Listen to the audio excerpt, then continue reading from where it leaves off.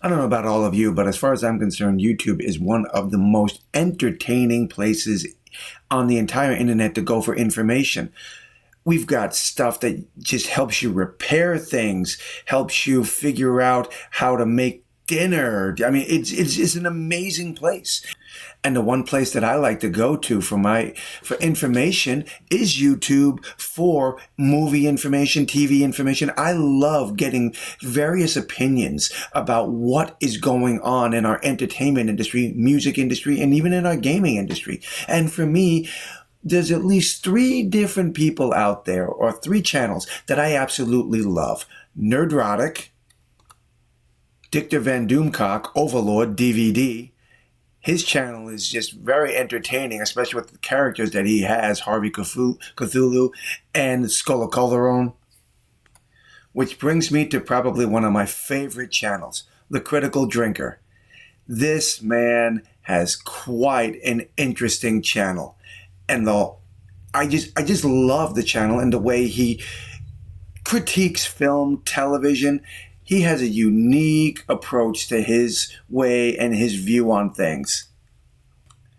And most of the time, I really have no problem with his channel. Unfortunately, there have been a couple of times where I do not agree with what his assessment is of a video, or whether or not sometimes it feels like it's more like clickbaiting than it is an actual critique of the film. Like today's little video that was dropped. The dumbest scenes in movie history is the video that I want to talk about today. He's talking about Rebel Moon Part 2. And for me personally, Rebel Moon 1 and 2 just seems like a long, ripped-off version of Battle Beyond the Stars. You remember Battle Beyond the Stars, right?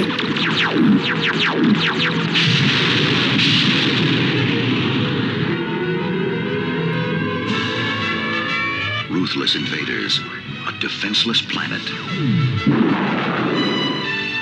Battle beyond the stars. An invading army threatens to conquer an unarmed farming planet, and one boy goes off on a quest to try and get help to save his world from this army. Gee, like I said, sounds familiar, doesn't it? As I said before, I really, for the most part, have no problem with Critical Drinker's reviews.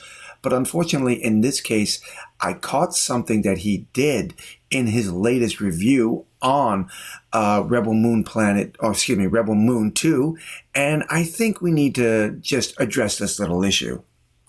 So the segment of the video that Critical Drinker wants to talk about here is a 3-minute segment in, I'm going to say maybe about 7-10 minutes into the movie. And it's talking about how the royal family was assassinated. This is a flashback. And Cora is telling the tale to her lover. And she's telling the story about how she was part of the royal guard, I guess. And how she wound up killing the royal family's daughter after the king and queen were assassinated in the engine room, which looks a little bit like a boiler room if you ask me.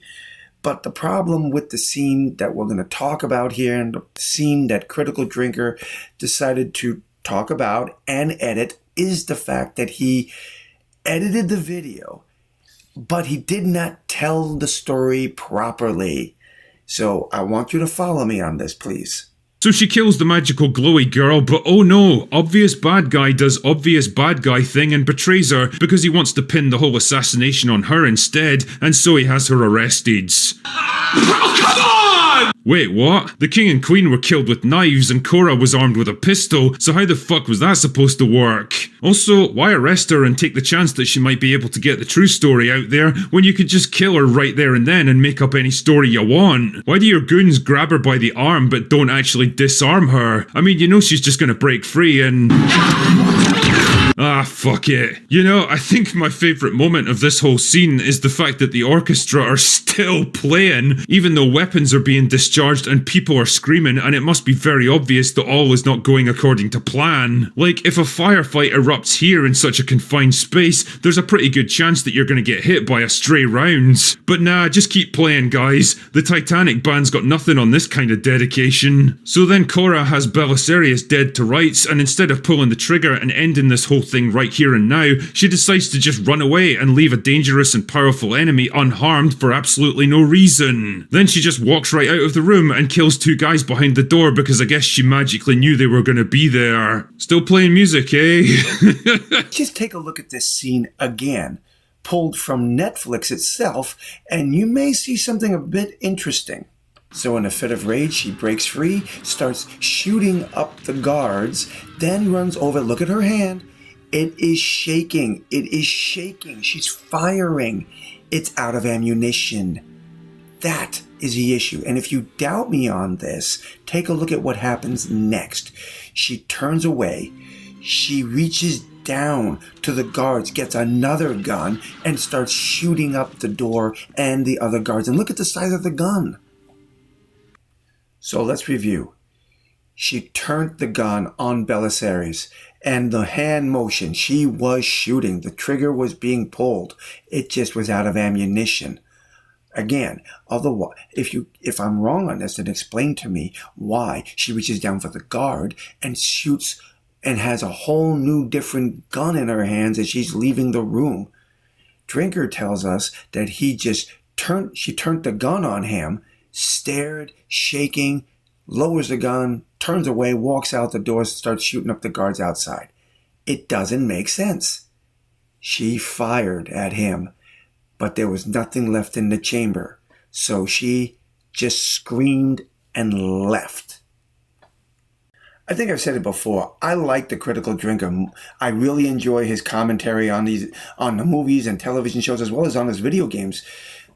But in this particular case, he edited it down to a point where you could see that she was firing the gun, but with his interpretation of it, she was just staring at him with the gun.